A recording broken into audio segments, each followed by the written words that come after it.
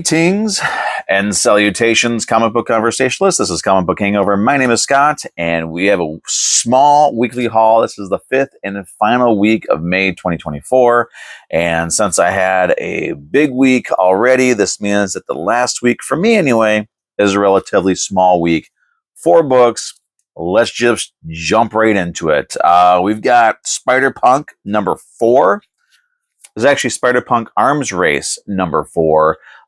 This is one of the, I think this is the regular cover, I think. Let me double check here. Yeah, this is the regular cover.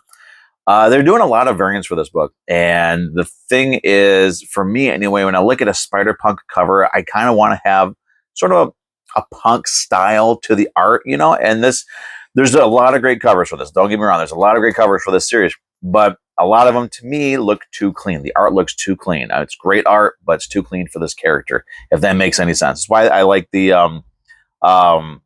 Jim Mahfood cover that came out an issue or 2 back, because it had sort of a punk feel to it. And since the character's name is Spider-Punk, I think the art should sort of match that, at least on the cover. So I really like this cover.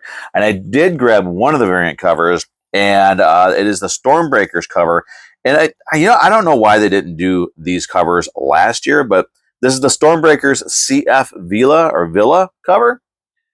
This is sort of like a Spider-Punk Ghost Rider amalgamation. Even got the bike in the background, but I like this one. This is kind of an example of the art that's too clean for the character, but the visual is, to me, it just blew my mind. So I had to get it. This is the last one my LCS had. It was hidden behind some other books that I found that I was looking through. So I think somebody was trying to hide it to come back for it later. I don't know why they didn't take it up to counter and say, hey, hold this for me. I'll be back later for it. But, I'm sorry. Their loss, my gain, I guess. I really wanted this cover, so I got it. That was great. I love it. But again, this is one of those things.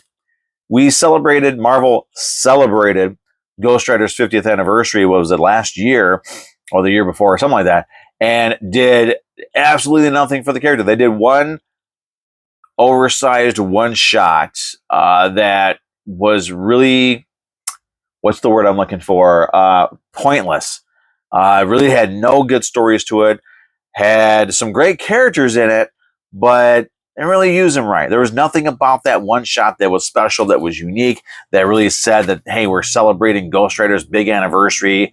This is all the awesomeness that we're going to have. And none of that. The only thing I remember about the entire one shot was one of the stories took place in the 90s. So you had, Ghost Rider, you had Blade, you had Morbius, Vengeance, that sort of thing. And Morbius, who was able to sort of fly through the air, was riding a motorcycle. It was one of the most ridiculous visuals I've seen in a long time. I got the book. It was a celebration of Ghost Rider, but it really fell flat, forgetful. And this sort of stuff should have been happening during that celebration. I don't know why they're doing it now. I'm glad they're doing it now. Some great covers. I'm only picking up a couple of them. When I saw them coming out, I kind of wanted to grab them all, but there's so many of them. So I got this one in the Carnage, and I'm not sure if I'm going to grab any more. We'll see. The next one is also a Marvel book. This is a facsimile edition. This is Marvel Avengers Annual number 10. I believe the first appearance of Rogue. I don't really follow these older books. Keys, that sort of stuff. I just get the books that I like, and the facsimile editions I get because I like the old covers, and also some of these stories I do want to check out, and I have no interest in spending the money to try to get the originals. I'm happy, and I'm one of these guys. I'm happy with a reprint. I love the True Believers. I love the Essentials that Marvel was putting out years ago. I don't mind having a reprint. I'm about the stories, and these facsimiles are great because you get the stories, and you also get all the ads and all the letter pages and the bullpens and all that sort of stuff that was in the books originally. And again, as I always like to do, the ways to tell that you're getting a facsimile edition, because this is one of the hotter books. This is one of the more expensive key issues that Marvel put out, is you want to look at the cover price. This was not a $6.99 cover price. You want to look at the UPC. The newer UPCs, the UPCs on the facsimile editions are always going to be slimmer, and they're going to hug the edge of the comic book, and you're also always going to have that modern era Marvel logo right there. So facsimile editions, I love them. I think they're great. Again, another missed opportunity for Marvel. I don't know why they didn't do Marvel Spotlight #5 facsimile edition. I still hold out hope that it's going to come out because I really want that book. There's no way I'm going to be able to afford an original in any kind of good condition. So I would like to have a facsimile edition, facsimile reprint of Marvel Spotlight #5. So I have the first appearance of the Johnny Blaze Ghost Rider. The last book that I picked up this week, because I got to have my Godzilla book. Apparently, I'm getting Godzilla books every week or something. Is the Godzilla Mechagodzilla 50th Anniversary Special. Another one that had a lot of covers to it. This was the one I picked up because it spotlights Mechagodzilla and it also spotlights Godzilla. One of my favorite iterations of Godzilla. This is the way he looked back in the 90s. I absolutely loved it. So, haven't had a chance to read this one yet. Very much looking forward to digging into it. I mean, with the kids and with dealing with stuff with the house, school. Next week is our last week of school. Torrance no longer going to be a third grader. He's going in the fourth grade next year. I cannot believe he's already a fourth grader, but he's having a blast. He actually did some really cool stuff in art, and I gotta say, I'm really proud of him. I'm proud of his achievements. He's a great kid. So that said, we got to do cover of the week. Cover of the week is going to be one that I probably held this up probably longer than any other book, but it's going to be the Spider-Punk Arms Race #4, the Stormbreakers variant cover, because this is a sweet, look at that. That is a sweet cover. That flaming skull, got that the only thing that probably could have made this cooler is if there was some flames coming off of that guitar. We got the metal spikes coming out of the skull, and then down here at the bottom you do have a little bit of the motorcycle there, if you can see that. It's really a great. There's another one. There's that motorcycle. So it's a great cover.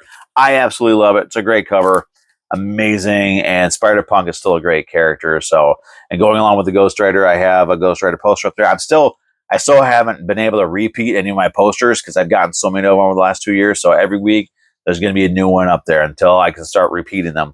But that said, everybody, thanks for tuning in. Thanks for continuing support. Thanks for watching. Of course, like, comment, subscribe, blah, blah, blah, all that fun stuff. Kind of getting tired of saying that because it's almost like, please, give me attention. If you want to give me a like, fine, give me a like. It's whatever it is. I appreciate your support. You guys know that. And next week, starting in the month of June, it's going to be the last week of school. So the first week of June is the last week of school. I do get a couple more days, about another week after that, because we have to tear stuff down at the school, pack things away, get it ready for the summer, get things ready for summer school, which I'm going to try to become part of summer school this year. Last year I didn't get to do it, mostly because I didn't have the experience. I got a little bit more experience this year, so I'm hoping I can help with summer school, even if it's helping some of these kids improve their reading over the summertime. That would be great. I would love to be able to do that. And then something I haven't mentioned yet, the third week of June, I think it's the third week of June, I got summoned for jury duty. I think I did mention that because it's like two of the worst words you can see on a piece of mail that you get delivered is jury duty or jury summons. So the third week of June, I'm going to be doing that. Shouldn't affect my videos at all, but you never know. But that said, allergies are kicking in. That said, everybody, thanks for tuning in. Thanks for watching. Thanks for your continued support. I'm going to wrap this up. Short week, short list, short video.